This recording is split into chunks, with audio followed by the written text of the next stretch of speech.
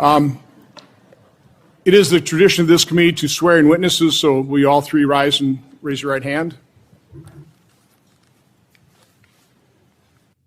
Do you swear that the testimony you will give before this committee will be the truth, the whole truth, and nothing but the truth, so help you God? Thank you. This ought to be an interesting discussion.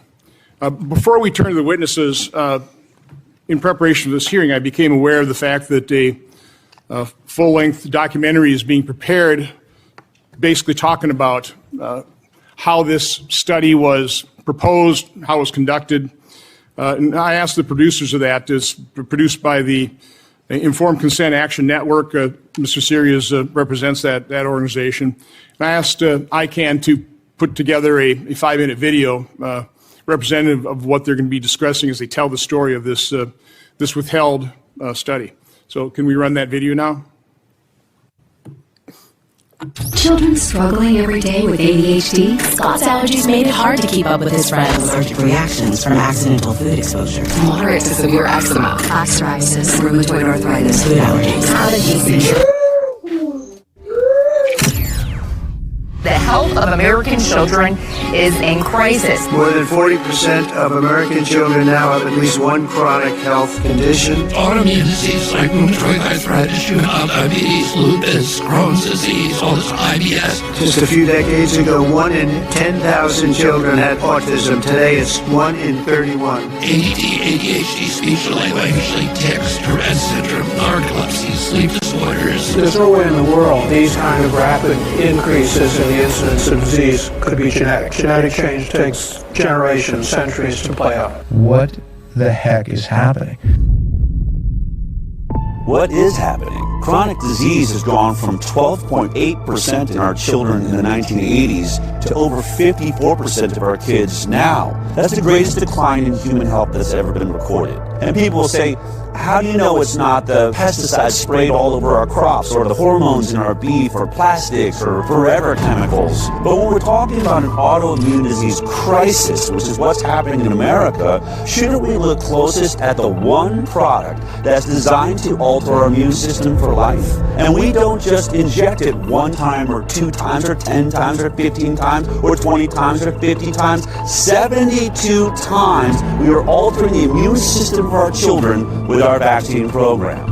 There'd be one easy study to rule it out: compare vaccinated children to completely unvaccinated children. But we don't know because they've never done the study. The CDC's responsibility to do those studies, and they've been ordered again and again and again to do them, and they have refused. This is information that vaccine safety advocates want, and I'm not sure why it hasn't been done. What we would need is a scientist that the CDC could trust. There would have to be a passionately pro-vaccine, highly accredited group of scientists willing to do a super robust, retrospective, vaccinated versus unvaccinated comparative study. As fate would have it, Del Med, the head of infectious disease at Henry Ford Health System, Marcus Zervos. Dr. Zervos is the perfect epidemiologist for the study. He's incredibly pro-vaccine, and he's also used to being in high-profile cases because he was at the center of the Flint, Michigan water investigation.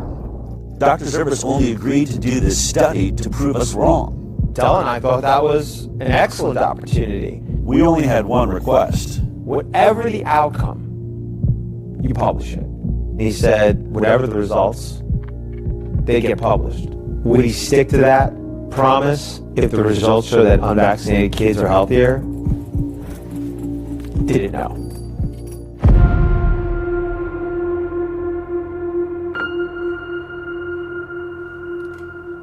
Impact of childhood vaccination on short and long-term chronic health outcomes in children, a birth cohort study.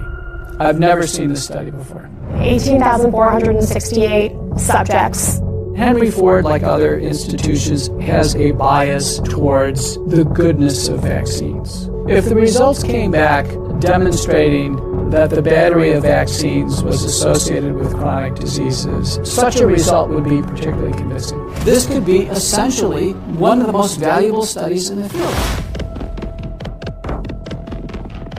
the vaccinated subjects were over 4 times more likely to have an asthma diagnosis. 600% more acute and chronic ear infections. 4.47 times the amount of speech disorders in the vaccinated compared to the unvaccinated. 5.5 times risk. 616% increase. Learning issues, developmental delays, speech delays, language delays. Amongst the unvaccinated group, there were 0. There was 0 brain dysfunction, 0 diabetes, 0 behavioral problems, 0 learning disabilities, 0 intellectual disabilities, 0 tics, and 0 other psychological disabilities. None. It's a big difference. Very important this study sees the light of day. This is devastating. This paper should have been rushed to publication on an emergency basis. We are systematically making kids sick, and not just a little bit sick, very sick. This may be the most important study that has ever been done, and it needs to be published. He knows if he puts his name on this, his career is over. I know, honestly, really emotional. Zero's probably going to lose his job over this.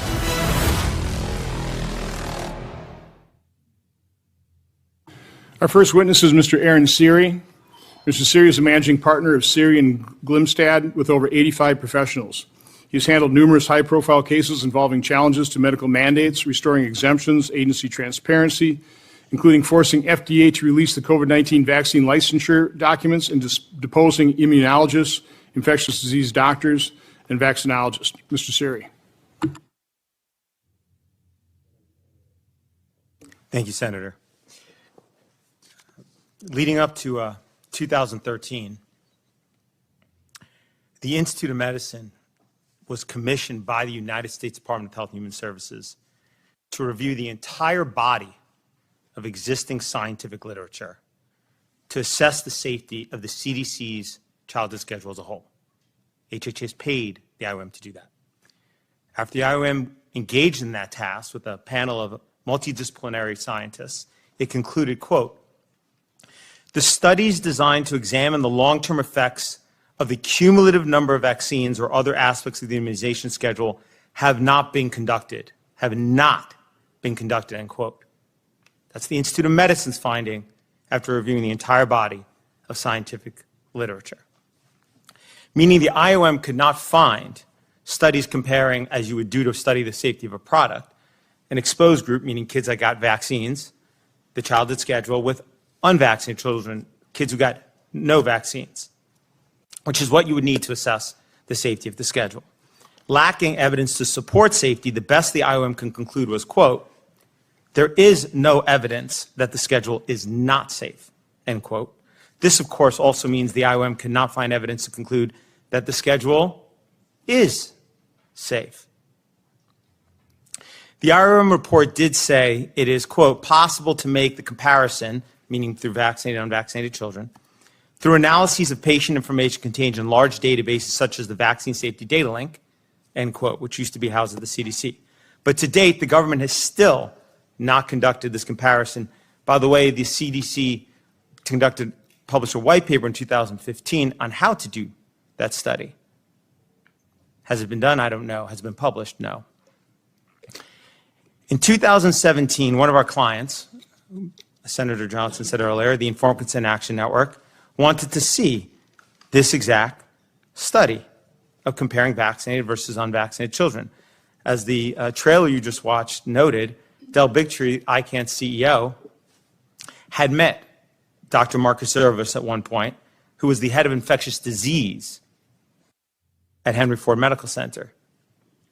And he agreed to meet and to potentially do the study. He is conducts clinical trials for vaccines, including for the Moderna COVID-19 vaccine. He's avowedly pro-vaccine. And when we met him, we argued that this was an opportunity to shut the anti-vaxxers up about their claim that unvaccinated children are healthier. To our surprise, Dr. Zerva said he would conduct the study. He recruited a chief epidemiologist and 2 statisticians within Henry Ford to do so. These were mainstream scientists who no doubt held orthodox views regarding vaccines. In early 2020, I received a copy of the study. It showed the results of the analysis comparing children enrolled in Henry Ford from 2000 to 2016 from birth onward who had no vaccines compared to those who had 1 or more vaccines. This study was based on actual medical records. meaning finally a large vaccinated versus unvaccinated study using health data from a major United States health institution, something, as the IOM pointed out, never existed before. The study began by explaining it set out to reduce vaccine hesitancy by assuring parents the CDC vaccine schedule is safe. Instead, what these researchers found was that vaccinated children had 4.29 times the rate of asthma, 3.03 times the rate of atopic disease, 5.96 times the rate of autoimmune disease, and 5.53 times the rate of neurodevelopmental disorders, which included 3.28 times the rate of developmental delay and 4.47 times the rate of speech disorder. All of these findings were statistically significant.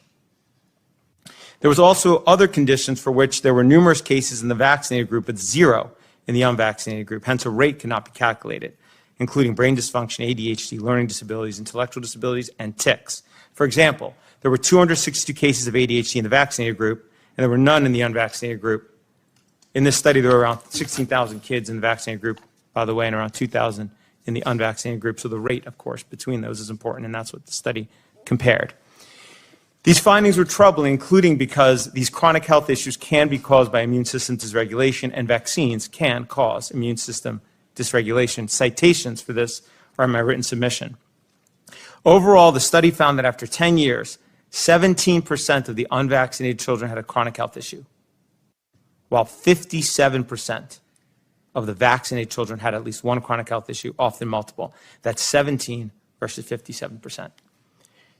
The only real problem with this study and why it didn't get submitted for publication is that its findings did not fit the belief and the policy that vaccines are safe.